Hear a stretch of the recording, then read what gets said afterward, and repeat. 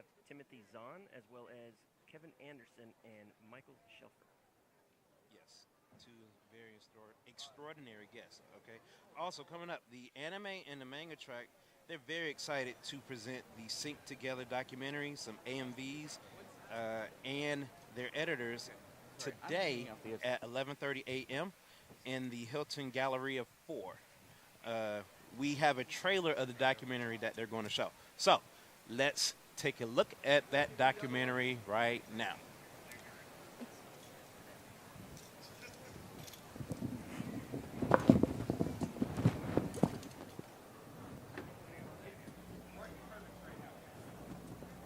I really want you. B, can you hear me?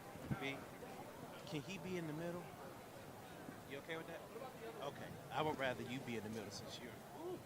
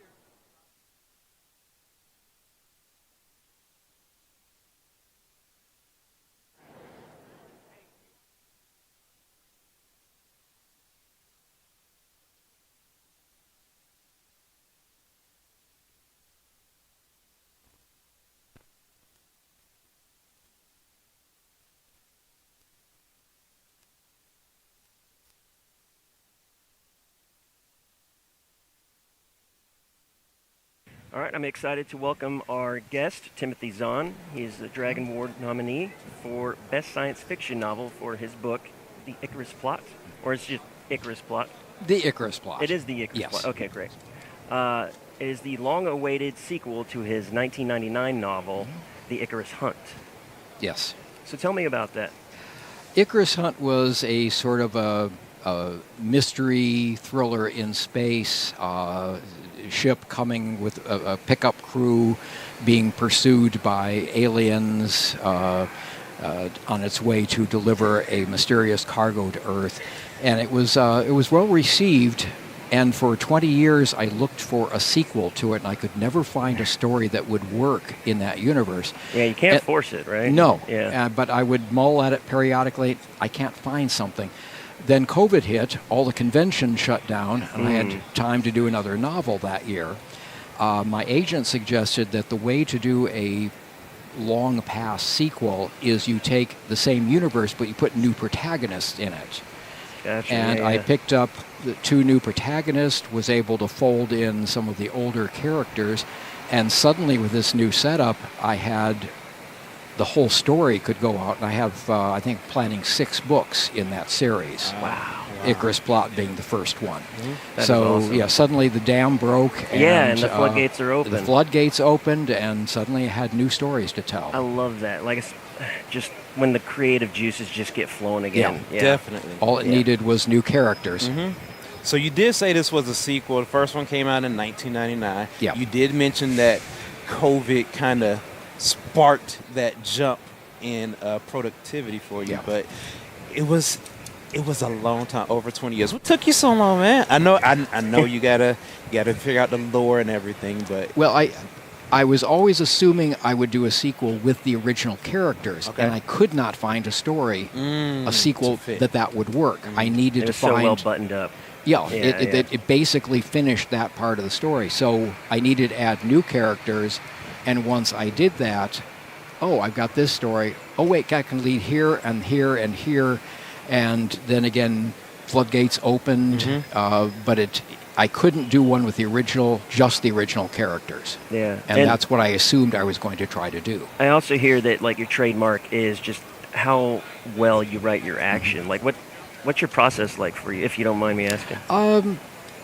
doing an action scene of any sort is kind of playing chess against yourself. You know, Okay. both sides have to be smart. This guy does this kind of move, this guy does this one, or I've got a clever way of kind of aikidoing him, using his own stuff against him. Yeah. You do any like sort of like research on like things like in real life or? I took some martial arts. Oh, that helps. Much younger, so I know a little bit about that. I know people who do other martial arts that I can talk to, but much of it is certainly in the Icarus books. He doesn't fight so much as he outmaneuvers people. He will. Somebody's trying to pick on him. He will try to get around them. Find a way through without having to beat somebody's head in, which is a lot safer if you can. Yeah. So it's a matter of everybody being clever. Reminds me of Jackie Chan, like how he always uses Yes. things around Yes. him. Yes. Yeah. Definitely. Or Billy Cranston from Power Rangers. Yes. I'm sorry, I just had to throw that in there. Yes. Yeah, we go. Always Shout out using to his Power head. Rangers, yes. So we did talk a little bit off air, and you were telling me about how you were a member of the 501 since 95, I think you said?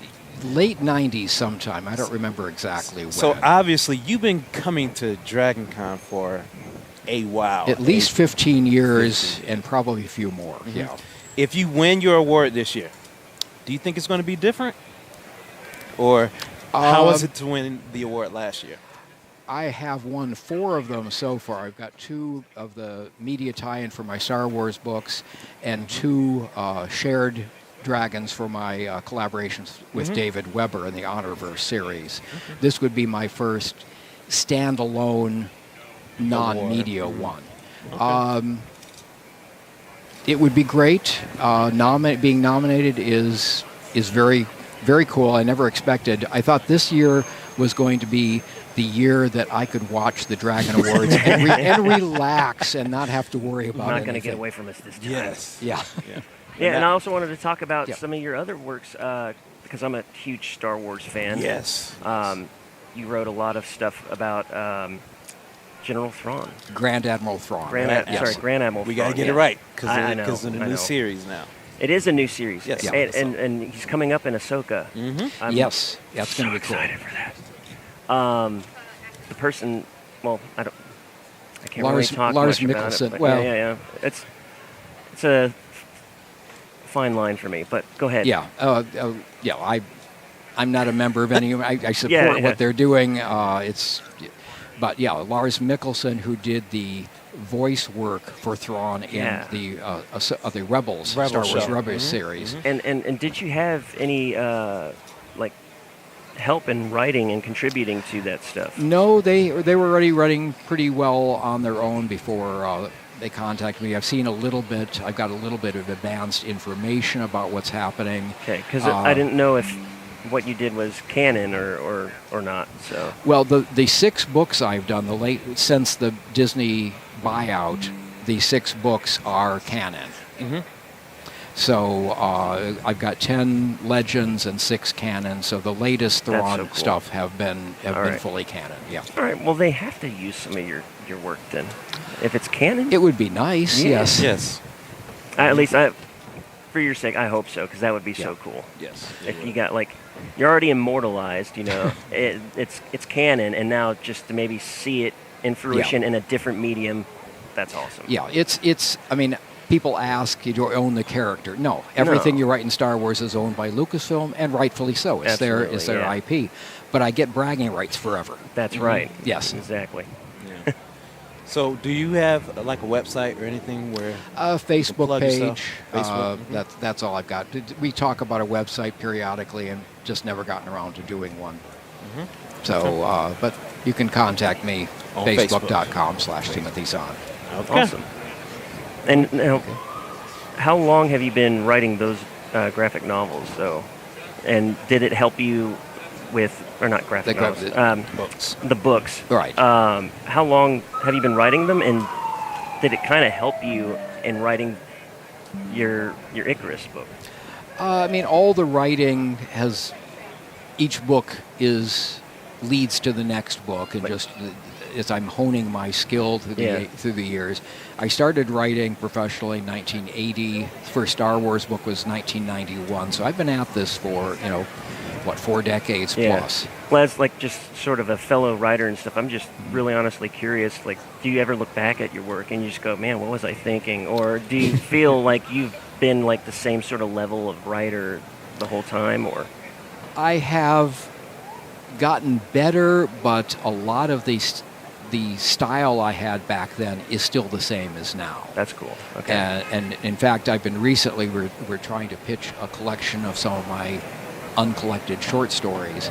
And I've been reading through those, and most of those hold up pretty well, even the ones from the 80s. So, my style developed fairly soon in my writing within a few years, and basically has stayed much the same. Pretty consistent. Yeah, pretty consistent.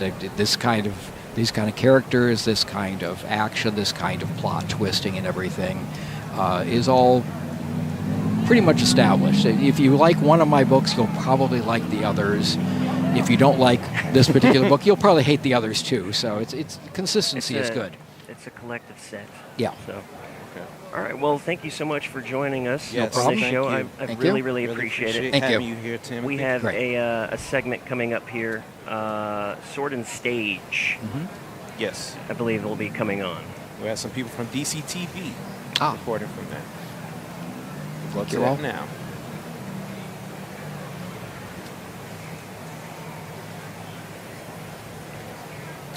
There we go. Thank you again. Thank you guys. I appreciate it.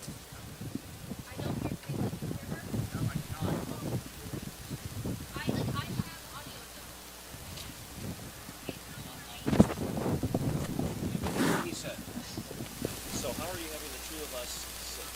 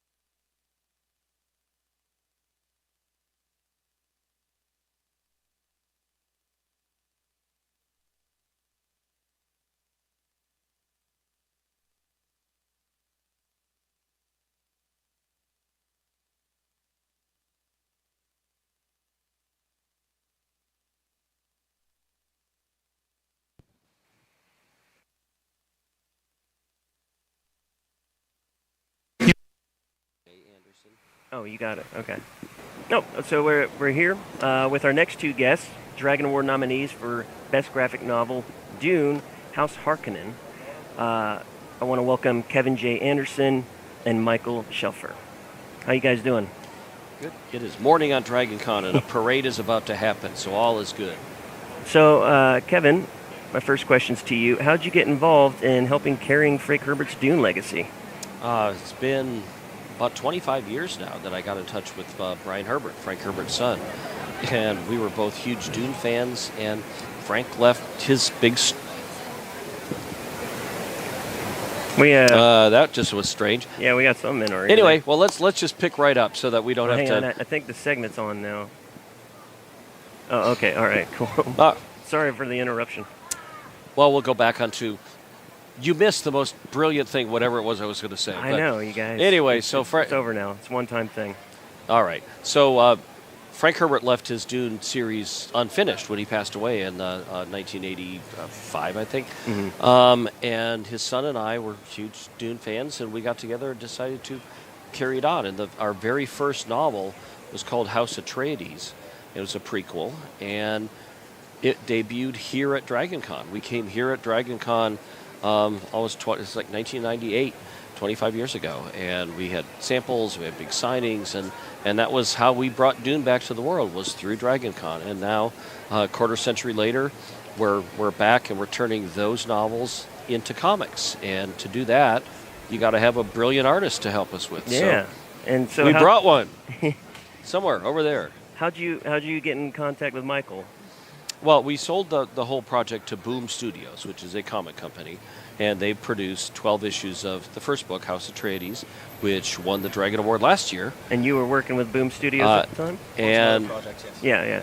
And when we moved to Volume 2, we moved to a different artist because it's a fast-paced thing, and they showed us some samples of Michael's work, and we said, he's adequate. No, he's good. Adequate. Let's go ahead and go. Don't want to, boost you up at all. Not too much, no. Totally fine. So he's a Dragon Award nominee artist here, Yeah. so... And was it like any particular thing about his style that you're just like, okay, we need this for Dune, or it was just luck of the draw? And well, actually, Michael's this style brilliant was interesting because he's got more. I don't know if this is the right word for it. You almost have a more anime feel to some of your stuff. It's more like fresh and vibrant and alive rather than super serious artistic stuff, and it just really brought an energy and movement to the panels, and the House Harkonnen stuff that you did looks different from the House Atreides stuff. Right. It's got a whole different flavor, and I think it works. I like it. Yeah, the little bit more vibrance to some of the artwork helps. I think in contrast to, it's a very dark story. yeah, It is not daisies and roses. It's rough in some sections. But yeah, I definitely had a ton of fun drawing. and you were already a hardcore Dune fan, yeah? Oh yeah, for years. And so how excited were you when you just found out, like, okay, wow, I'm going to get to work on this? I'd been working with some other projects for them. I was like, and I knew they had done House Atreides.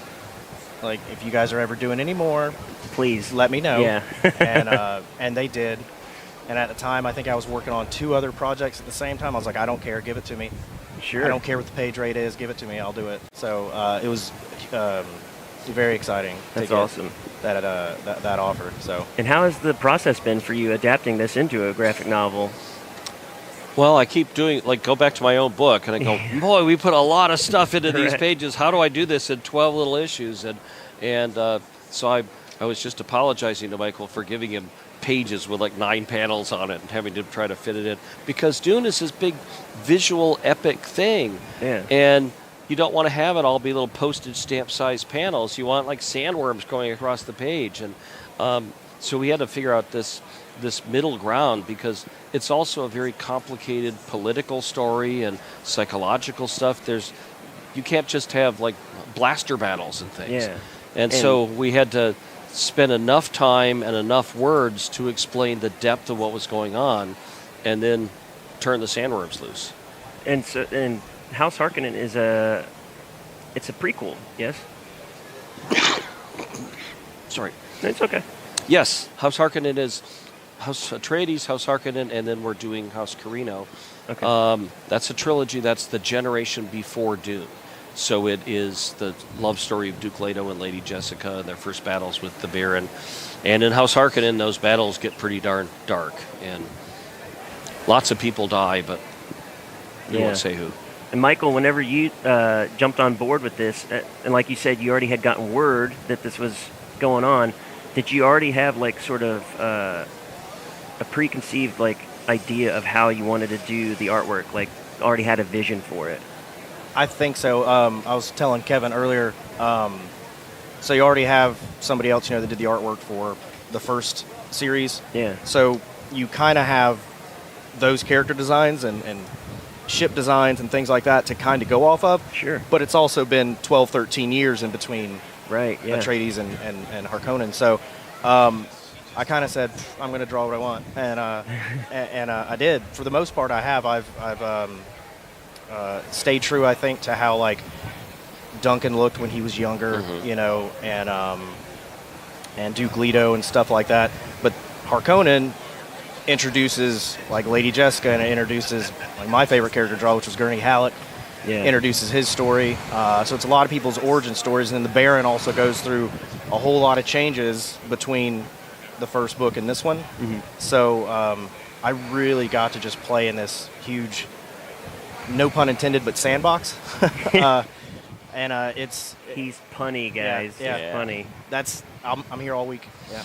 So. Well, and the differences in the artwork helped to cement in the fact that this is taking place a decade later or 12 years later. Right. So.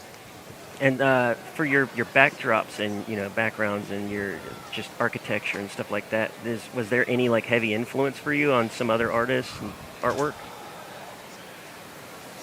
I try to pull from just about anything that kind of inspires me. I like a lot of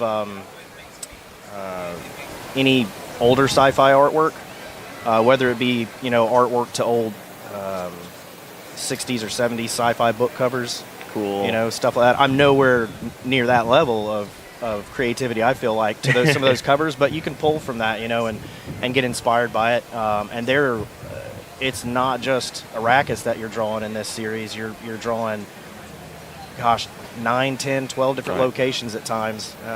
And I love the space scenes. I love drawing the Guild Highliner ships. And I really got to play around with kind of the Guild navigators and their tank and everything. That was a lot of fun. That's probably one of my favorite pages. Well, you also have the whole Imperial planet, which is the most opulent, fancy everywhere. But House Harkonnen is the industrial, the Baron's headquarters and everything. So that's everything's got a different atmosphere to it. That Gidi Prime is going to be smog-filled skies and industrial, blocky, ugly buildings, and then you've got, like you said, the Imperial Palace type area with the planet. That's so great. Yeah. So, and then of course you got Dune and the 2 moons and the sun and the giant sandworms and dust guys, everywhere. Thank you so much for coming in here today and just shooting it with me. Absolutely. All right. Thanks Appreciate for having us. it. Thank you so much. Thanks a lot. All right, so I'm going to introduce this next video. It is the... Oh, never mind. Okay, cool.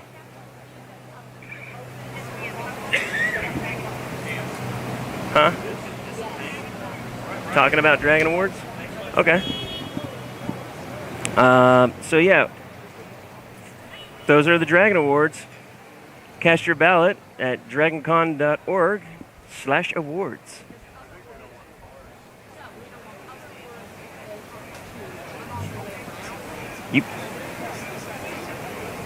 With all of the resin, and it just looks like a dragon tier, I would say. What I think is amazing is how quickly you guys do this musical chair scrap and get inside these things. Yes, that was quick. So first thing we'll go ahead and say is that we do apologize for any audio issues or technical difficulties that we are facing here. All of the segments that you have seen where the issues may have been happening, they're going to be posted on the YouTube and the DragonCon social media after the show. So don't worry if you weren't able to hear it or anything like that. You'll be able to see that stuff after the show. Our volunteers work so hard, so hard. Shout out to the volunteers. They have been amazing behind the scenes. I wish you could see them because they are working so hard. Very hard. In fact, I think we have a drone too out and about in the I parade. Is that right? There's a drone I've seen flying around. They've been I saw them setting it up over there, and it's going to be flying, getting the video of this parade that's back here. Oh my gosh, I'm so excited. Yes. There's so many people. Yes. Wow. We got some footage going right now, actually. Look Yes. The crowds are drawing in. Yeah, I haven't been out here for the parade before, and I am just like amazed at how many people, because I know so many people are going to be walking in the parade. Yes. And there's so many people out here to watch the parade. Yes. It's so exciting. I've got one really awesome parade story I'll share with you guys. Back when I was doing parade stuff, I was with a group of X-Men, and we were so late to getting in line for the parade. Okay. The only way to get over there and get past the crowds is go through the street. And so it was just like the X-Men running through empty streets. And That is probably I'm not even amazing. kidding That you. looks Everyone amazing. just started cheering for us. I felt like the Avengers. they thought like this was like a pre-parade thing or something. But I was just like, Fantastic. "Are we doing this? We're doing this. All right." Sprint Just- dead speed to the entrance. Yeah, running down the street, getting cheered for as Wolverine. I can't top that moment. All right. Well, we are happy to bring back Weekend Morning Cartoons this year, presented by Cartoon Network. We'll be broadcasting select episodes from shows featured on CartoonNetwork.com and the Cartoon Network app. You can watch Weekend Morning Cartoons Sunday morning from 7 a.m. to 9 a.m. on DragonConTV or even your host hotel room, which is I'm so excited to watch this tomorrow. Yes. A big thank you to our partners at Cartoon Network for making this possible. And they are based right here in Atlanta, and I think they're just awesome. That makes like perfect sense. I mean, why not have some morning cartoons? I know. Atlanta based. I woke up and there they were. I was like, Cartoon Network, all right. Yeah, it's right there. I'm Perfect here for for it. the millennial in me. Yeah. Absolutely. Yes. So also, it's been 35 years since we first heard the music of the night. But The Phantom is getting a beloved show and a permanent part of the theater world. Does the voice call out to you? Does it speak your name? Find The Phantom of the Opera here. The alternate and historical fiction track has put together a selection of songs, a selection of their favorite songs, to sing again in their duet. And you see the location on your screen. Yes. Oh my gosh, I'm so excited for Yes, that. can't wait to see that. Love Phantom of the Opera. Cannot wait to go sing. And the location, I just saw it, the location is going to be today. It's going to be at the Hilton Grand East Ballroom. So make sure that you go there to experience that. Yeah. Sing along. Saturday at I'm so 5:30, folks. Yeah, today at 5:30. Mm-hmm. I'll be Alright. there. Well, thank you guys for tuning in. Tonight, join Will for Yes. DragonCon Update at 6 p.m. And up next is the parade live on DragonConTV. Guys, thank you so much for Yes. thank you. hanging out with me. And This has been an Wonderful amazing view. show. Yes, and I've Just- loved it. I love being outside. First This has been great. experience, perfect. I will see you guys tomorrow at the late show. But Yeah, I'll see you tomorrow too. Yeah. yes, me Yes. and Kayla. So I will be here tomorrow, but not on any late show. I need some freaking rest. yes. So, Understand. I love rest you for guys. TJ, and me and Kayla will see you all tomorrow Got it. morning.